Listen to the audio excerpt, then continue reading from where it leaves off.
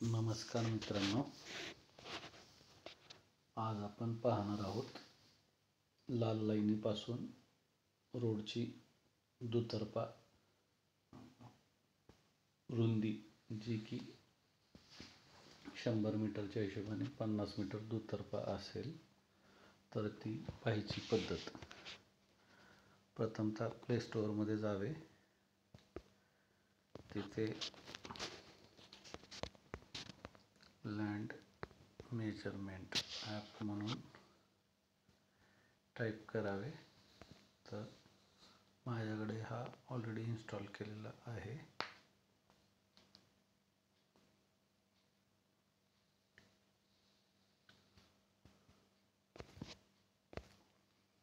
जेव्हा केव्हा आपण हे ॲप इन्स्टॉल कराल, त्या ॲपचा वापर करताना लेफ्ट साईडला जे आपण क्लिक केलं तर 3 आयकॉन ओपन होतात.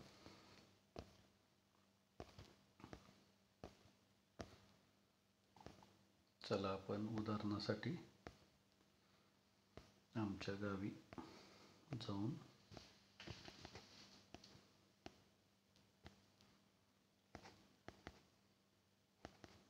दोन ठिकाणी एक प्रायोगिक तत्वावरती जमीन मोजणी कशी करायची ते पाहूयात.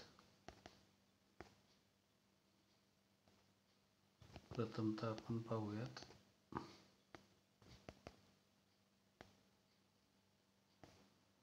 जमीन मोजणी.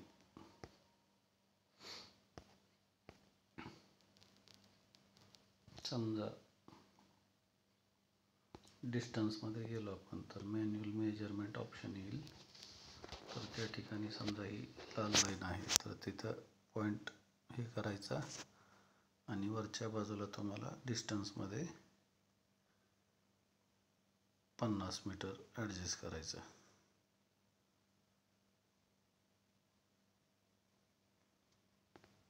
ठीक आहे. आता हे समजा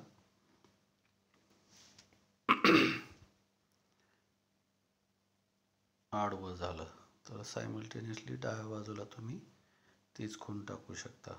पण प्रत्येक वेळेस लाल लाईनला काटकोनात मोजणं अत्यावश्यक आहे. तेव्हा आणि तेव्हाच तुम्ही बाधित क्षेत्र मेजर करू शकता. मग एवढा अट्टास कशासाठी? तर आपलं प्रस्तावित किती क्षेत्र बाधित होणार आहे. आता आपण आमने सामने समजा रोडची रेषा आहे असं गृहीत धरलं, तर हे 50 मीटरचं अंतर. आता असं करताना समजायचं डाव्या बाजूच्या पांढऱ्या स्पॉटवरती अंतर असेल. दरवेळी ज्यावेळेस तुम्ही माप टाकाल तर ते काटकोनामध्ये असावं. थोडं अवघड आहे, पण कोणाला ना कोणाला हाताशी घेतलं तर आणखीन सोपं होईल. दुसरी गोष्ट, एरियावरती जर गेले तर तुम्ही तुमचे चतुष्सीमा आखून त्रिकोणी असेल, चौकोनी असेल, अशा प्रकारे क्षेत्र तुम्ही मोजू शकता. आता इथं पेरीमीटर आलेलं आहे आणि एरिया आहे 26.107 A. हे 100 ज्यावेळेस होईल त्यावेळेस 1 हेक्टर 100 R म्हणून येईल.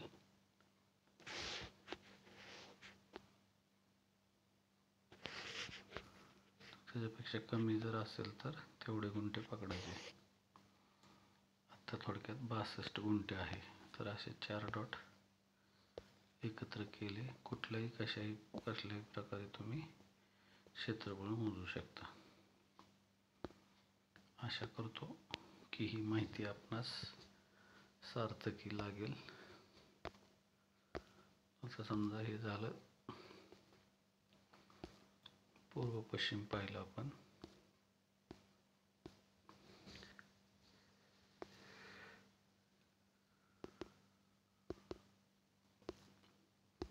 आता 2 मिनिट असं गृहीत धरा की मार्गिका आडवी गेलेली आहे आणि आपल्याला आपलं क्षेत्र काटकोनात मोजायचं आहे. समजा ही उजवीकडून डावीकडे जाणारी कुठलीही एक रेघ पकडा. तर इथं लाल लाईन आहे समजा, तर इथून 50 मीटर डाव्या बाजूला आपण मोजत आहोत. तर अशा प्रकारे तुम्हाला 50 मीटर मोजायचं आहे. आणि समजा ह्या क्षेत्राचं जाणाऱ्या बाधित क्षेत्रफळ काढायचं असेल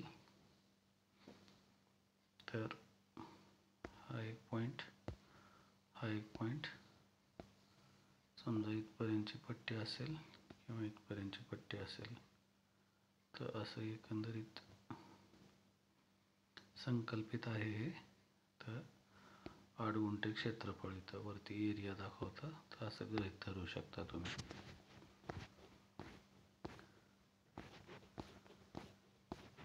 तर हे आहे माझं परांडा भूम रोडवरील जवळा निजामुद्दीन गाव, तालुका परांडा, जिल्हा धाराशिव, जे की प्रस्तावित सुरत चेन्नई ग्रीनफील्ड एक्सप्रेसवेने बाधित होत आहे.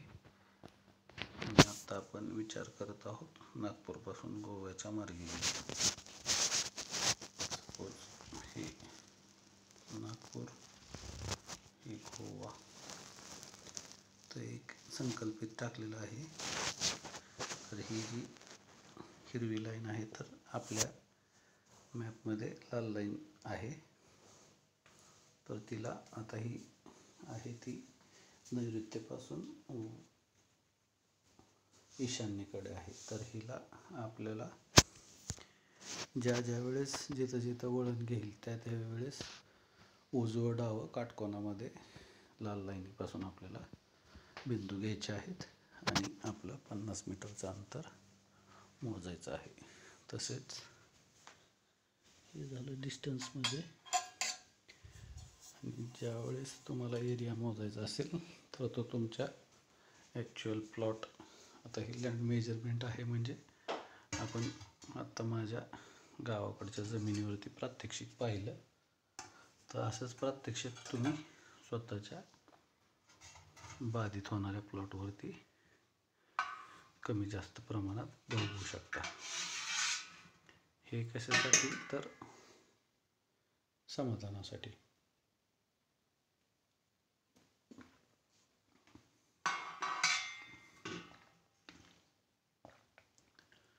ढोबळमानाने प्रस्तावित बाधित क्षेत्राचा अंदाज येण्यासाठी.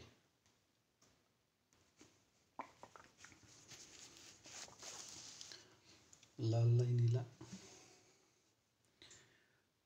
डावी किंवा उजवी एक स्थिर बिंदू केंद्रित समजायचा आहे आणि बाधित क्षेत्र मग कोणाकोणाचं दुतर्फा असू शकतं, तर त्या हिशोबाने पहिल्यांदा 50 मीटर दुतर्फा करायचं आणि मग जशी खालची जमीन आहे तिचं क्षेत्रफळ मोजायचं.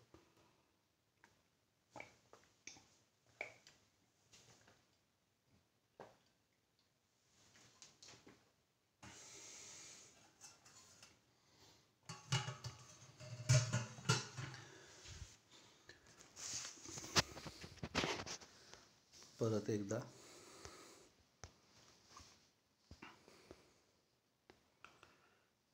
हे समोर येणारी स्क्रीन डाव्या बाजूला अधिक चिन्हावरती टच केलं की हे डिस्टन्ससाठीचं मॅन्युअल मेजरमेंट कुठल्याही 2 बिंदूवरती, परत एरियासाठी मॅन्युअल मेजरमेंटमध्ये जाऊन कुठल्याही 4 बिंदूंसाठी क्षेत्रफळ.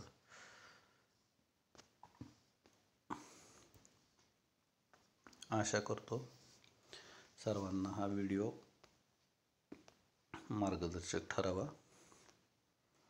आणि शेतकरी, भूमिपुत्र, कष्टकरी आणि जमीन मालक यांच्या जमिनी वाचवण्यासाठी आपला जो प्रयत्न चालू आहे. लाईव्ह लोकेशन पुण्यातलं आहे माझं, नाहीतर निळा ठिपका काय विचारतात तुम्ही. जमीन तिकडं आहे गावी. तर जमिनी वाचवण्यासाठी ज्या की भविष्यामध्ये येणाऱ्या योजना कळल्यानंतर शक्यतो कोणी विकायच्या भानगडीत पडणार नाही, यासाठी जो आपण उपक्रम चालू केलेला आहे. तर त्या अनुषंगाने आत्तापर्यंत मी गेल्या 20-22 दिवसामध्ये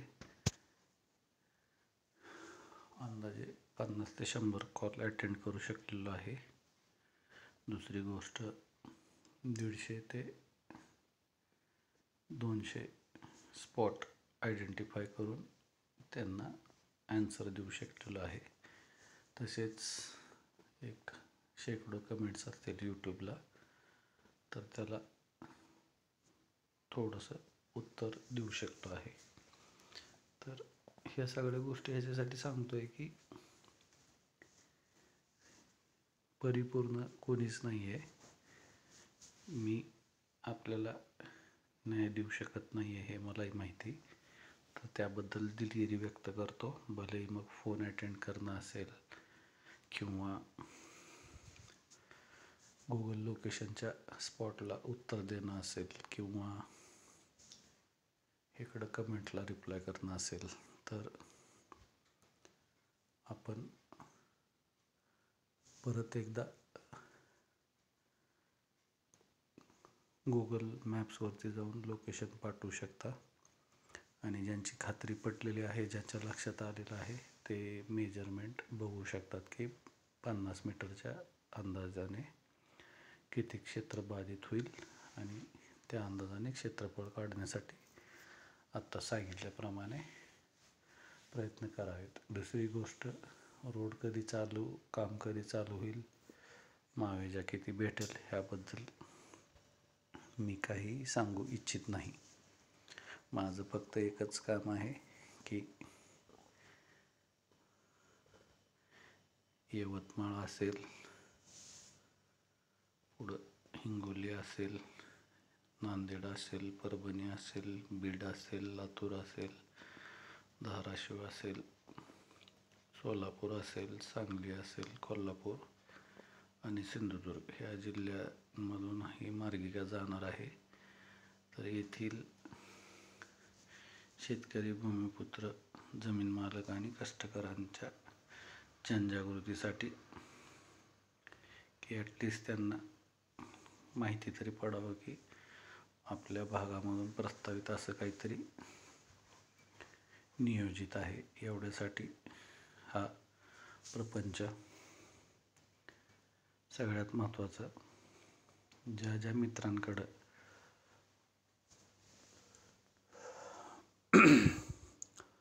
लाल पिवळा किंवा लाल हिरवा किंवा जांभळा जे काही वेगवेगळे नकाशे आहेत, तर त्यांनी ते माझ्याकडे पाठवावेत, जेणेकरून आपण त्याचं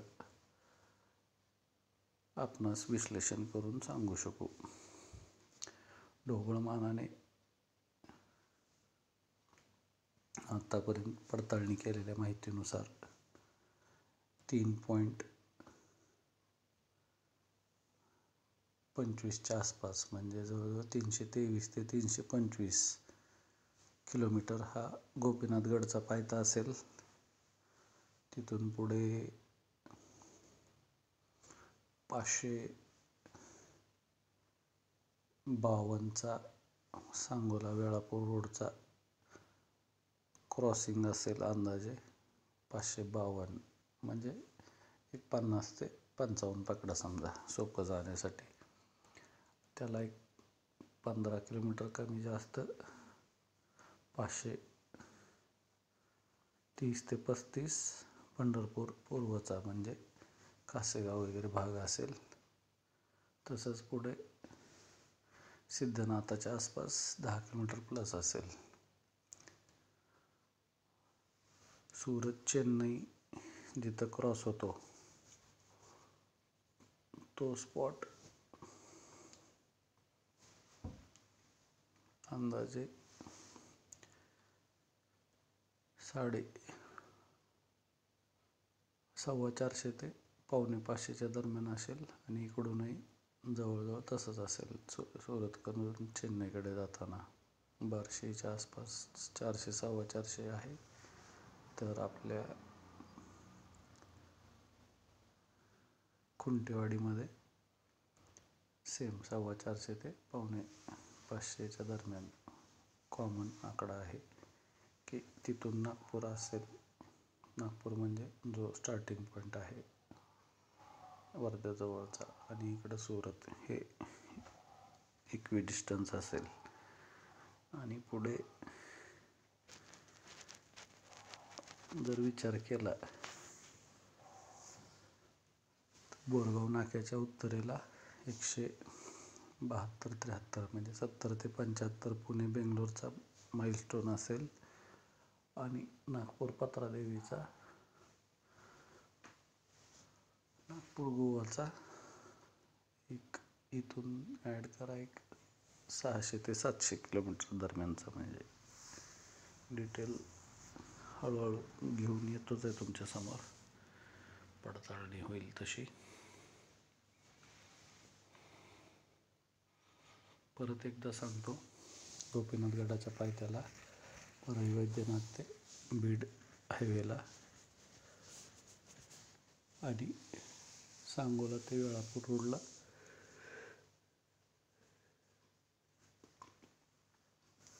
खानपानाची व्यवस्था असेल.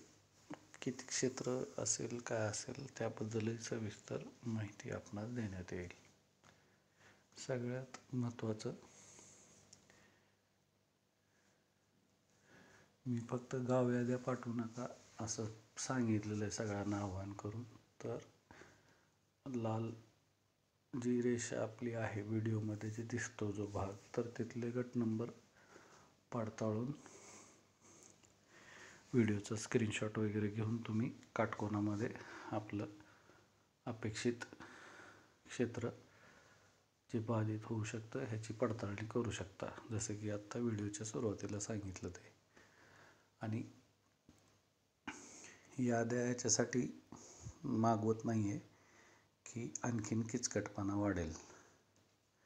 एक रेषा अंदाजे 11-12 जे काही जिल्हे आहेत, यवतमाळ असेल, हिंगोली असेल, नांदेड, परभणी, बीड, लातूर, धाराशिव, सोलापूर, सांगली, कोल्हापूर आणि सिंधुदुर्ग 11 जिल्हे, आणि वर्धा 12 जिल्हे आणि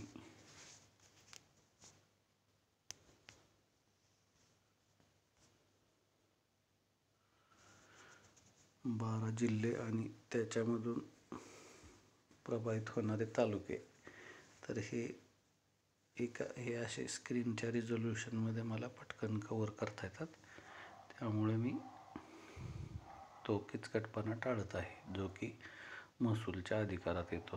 तर सर्वांना विनंती आहे की प्रत्येकाने आपली यादी सदरील मार्गिकेशी पडताळून पाहावी आणि मोठ्या गटधारकांनी एकत्र बसावे आणि त्या गटाच्या कुठल्या बाजूने जाणार आहे ती पडताळणी करून दुतर्फा 50-50 मीटर पडताळणी करून बाधित क्षेत्राचा अंदाज घ्यावा, गोंधळून जाऊ नये.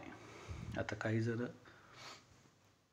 बंगल्यामधून लोकेशन पाठवतात किंवा गावातून पाठवतात. तर आता कसं असतं की प्रत्येकाचं इथं मी मेजरमेंट करणं आणि त्याला सांगणं की बाबा बंगला वाचतोय पण बाजूच्या शेडमध्ये पलीकडच्या बाजूला समजा उत्तरेला शेड आहे, ते शेड बाधित होतं आहे कारण ते मार्गिकेच्या जवळ आहे. तर हे मी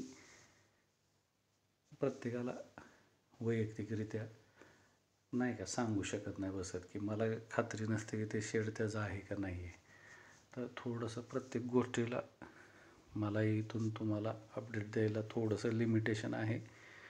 तर महत्त्वाचं एवढंच आहे की गावातले बाधित शेतकऱ्यांचे गट बनवा. मुलं आजकालचे एक्सपर्ट आहेत, त्यांना हे ॲपबद्दल दाखवा, त्या रेषेशी पडताळणी करून पहा. आणि हे कधीच संपणार नाही. एक रेष आली तरी नाही, 2 आल्या, 3 रे आल्या, 5 आल्या तरी प्रत्येकाला ते थोडं स्थानिक लेवलला शिकून घ्यावंच लागणार आहे, की जेणेकरून तुम्ही एक ढोबळ मानाने आणि प्रात्यक्षिक करायला गेलं तर 50 मीटरचा दोर मोठमोठ्या खुणावरती तुम्ही आमने सामने हे करून सरळ दुतर्फा एक वेळा ह्या बाजूने आणि एक वेळा त्या बाजूने चालून होणारे बाधित क्षेत्र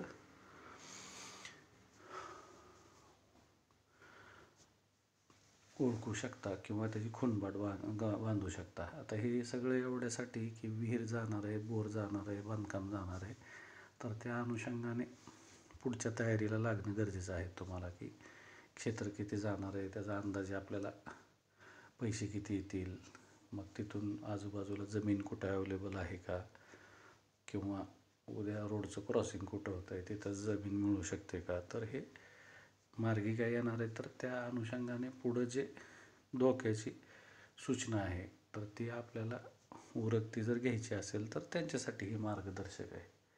बाकी ज्याचा त्याचा मालक जो तो स्वतः आहे, कोणी कोणाचा मालक नाही आहे, कोणी कोणाला कसलं शहाणपण शिकवू शकत नाही किंवा मार्गदर्शनही करू शकत नाही. माझा उद्दिष्ट एवढाच आहे याच्या मागे की बाबा, जर का तुमची जमीन बाधित होणार आहे आणि पुढं जर तुम्हाला एखाद्या मोठ्या गटामध्ये जमीन घ्यायची असेल किंवा कुठं मार्गिका क्रॉस होत आहे तर तिथं उद्योग व्यवसायासाठी जागा वगैरे घ्यायची असेल तर या अनुषंगाने तयारी करण्यासाठी थोडंफार मी तुम्हाला मार्गदर्शन करण्याचा प्रयत्न करतो आहे. बाकी ह्या गोष्टींमागं असं काही उद्दिष्ट नाही आहे की बाबा अल्लादीनचा खजिना आहे आणि तो सापडला आहे आणि तुम्हाला ते तिळा दार उघड म्हणून तुम्हाला पासवर्ड दिला आणि तिथं उघडलं की करोडो अब्ज रुपयाचा खजिना आहे, असं नाही आहे. पण नक्कीच त्याच्यापेक्षा कमीही नाही आहे. कारण कुठलीही माहिती, आजचा पेपर हा आज किती महत्त्वाचा असतो आणि उद्या तो रद्दी भावात जातो, ह्या हिशोबाने आज पूर्वसूचना सगळ्या तुमच्या ठोकताळ्याच्या हिशोबाने स्थानिक सर्वे असतील, मार्किंग असतील, जे काय असेल, ज्यांना खात्री पडते त्यांच्या हिशोबाने एक भविष्यातल्या त्यांच्या पुढच्या नियोजनासाठी ही माहिती अनमोल ठरू शकते, जर का त्यांची इच्छा असेल. नाहीतर नळी फुंकेली गारवारे इकडून तिकडून, काही विषय नाही आहे. आशा करतो आजचं मेन प्रयोजन हेच होतं की लँड मेजरमेंट ॲपचा वापर त्या सांकेतिक रेषेशी काटकोनामध्ये कसा करावा आणि त्या अनुषंगाने एकूण लाभार्थी क्षेत्रफळ कसे पाहावे. परत एकदा सांगतो, सोपंही नाही आहे आणि अवघडही नाही आहे. माहिती जर स्वतःपुरती दडवून ठेवाल तर त्या माहितीचा काही देखील उपयोग नाही आहे.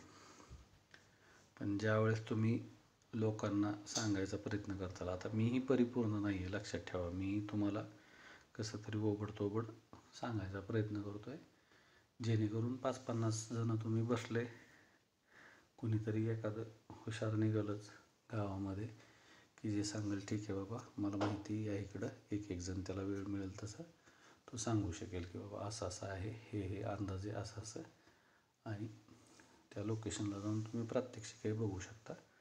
हे सगळं एवढ्यासाठी की जसं मी नोंदी सांगितल्याप्रमाणे आता बऱ्याच जणांना अंदाजही आला असेल व्हॅल्युएशनचा वगैरे जे काय आहे, तर त्याच्यावरून तुमचं भविष्यातलं जे नियोजन आहे तिथंच आजूबाजूला मोठ्या गटातली जमीन घेण्यासाठी असो किंवा जिथून मार्गिका क्रॉस होणार आहे तिथं जागा घेण्यासाठी असो, किंवा मी सांगितल्याप्रमाणे प्लॅन ABC, प्लॅन एमध्ये म्हणजे मार्गिका जिथे क्रॉस होते तिथं उद्योग व्यवसायासाठी, बीमध्ये 30 ते 40 फुटाचे रोड असलेल्या अंतर्गत जमिनी भाड्यावरती देण्यासाठी, आणि तिसरं म्हणजे एक्सपोर्ट क्वालिटीच्या पुढं जे काही जागतिक बाजारपेठेत गरजेचं आहे अशा गोष्टींसाठी. तर ही सगळी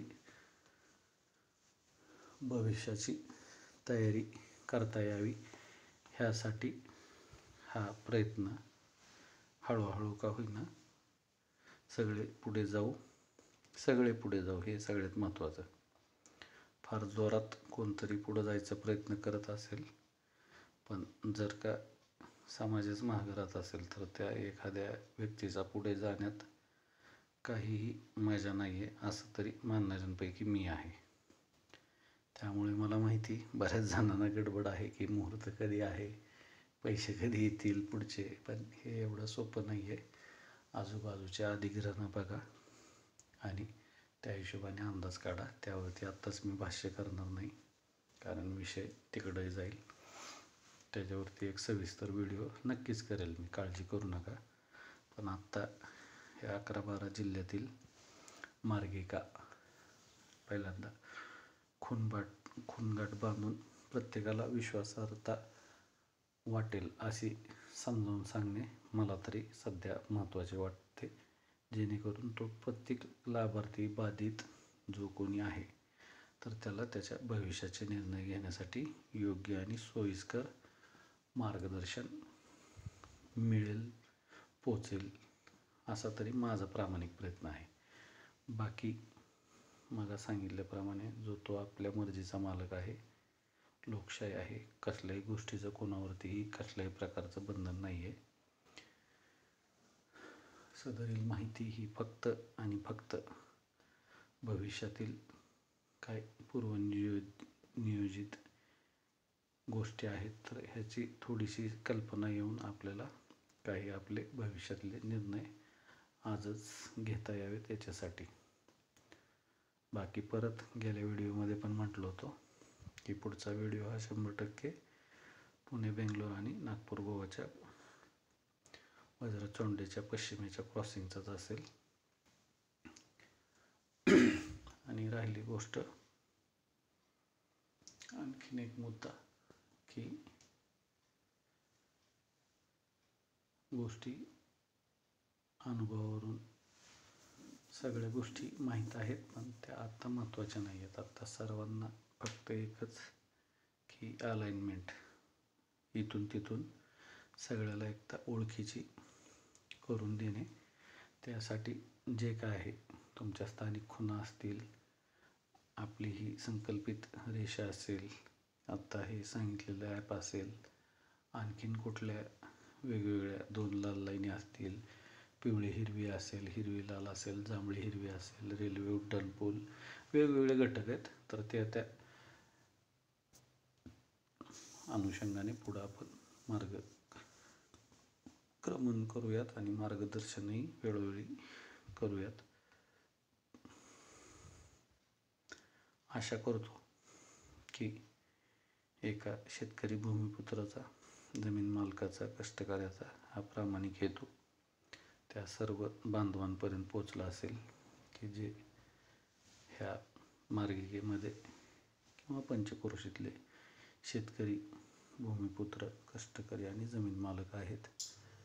भलेही ते आज गावी असो अगर नसो, पण त्यांची आपल्या गावाप्रती आस्था, प्रेम, सहानुभूती आहे आणि ज्यांना आपल्या गावाविषयी भविष्यामध्ये काहीतरी करायचं आहे, तर अशा सर्वच दृष्टीने हा सगळा उहापोह आजही काही गोष्टी जाणून बुजून टाळत आहे. रोड कधी चालू होणार किंवा मावेजा कसा असेल, आत्ता फक्त इथून तिथून मार्गिकेचा प्रवास आणि त्याची रुंदी आणि ते पाहण्यासाठीचं हे लँड मेजरमेंटचं ॲप, ह्या अनुषंगाने आजचा हा व्हिडिओ. आशा करतो की हळूहळू का होईना गैरसमज आपले एकमेकांमधले निघून जातील. आणि मला परत एकदा माफी मागतो, वेळेच्या अभावी 50-100 कॉल असतील, 150-200 लोकेशन्स असतील किंवा काही हजारांमध्ये कमेंट्स असतील, तर मी समजा पूर्वनी येऊ शकलो नसेल, नाहीच आहे, पण तरी दिलगिरी व्यक्त करतो. आशा करतो की आपण मला माफ कराल आणि परत एकदा नव्याने सुरुवात कराल. काही गोष्टी अपवादात्मक सांगितलेल्या आहेत मी की मलाही लिमिटेशन कुठे येतात, तर स्थानिक लेवलला गट तयार करून थोडी पडताळणी करा. थोडंसं नाही का प्रोत्साहनात्मक नाही का म्हणतो आपण, की थोडंसं शिकून घ्या. एक उत्साहवर्धक, ऊर्जावर्धक वातावरण आहे. मी सगळ्यांच्या संपर्कात आहे इथून तिथून. तर एवढं एक लँड मेजरमेंटचं एक काम असंच कोणाकरवी तरी करून पहा. आणि सगळ्यात महत्त्वाचं, डोक्यातून शक्यतांचं जे शंका आहेत त्या काढून टाका. व्हिडिओ आवडला असेल तर चॅनलला सबस्क्राईब करा, बेल आयकॉन प्रेस करा, जेणेकरून भविष्यातली अपडेट आपणापर्यंत येत राहील. कमेंटमध्ये आपला अभिप्राय नक्की कळवा. काही वाटलेलं असेल, चांगलं वाईट किंवा न्यूट्रल काहीही. आणि तेच शक्यतो व्हॉट्सअपवरती 9307616630 वरती देखील कळवायला विसरू नका. आपला डॉक्टर मनोज कुमार प्रेमराज मनोज, मुक्काम पोस्ट जवळानी, तालुका परांडा, जिल्हा उस्मानाबाद. गेले 30हून अधिक महिने सूरज चेन्नईच्या निमित्ताने शेतकरी, भूमिपुत्र, जमीन मालक आणि कष्टकऱ्यांच्या जनजागृतीपर सेवेत. धन्यवाद.